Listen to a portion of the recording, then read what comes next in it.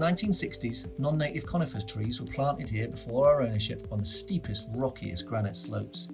The changing climate and increased rainfall mean only horses can now reach and extract the timber in parts of the wood, which is felled to help restore these unique temperate rainforests back to native oak, rowan and hazel trees. Most of the timber we fell in Dartmoor as part of our temperate rainforest restoration stays within Devon to supply local sawmills, woodworkers and conservation projects.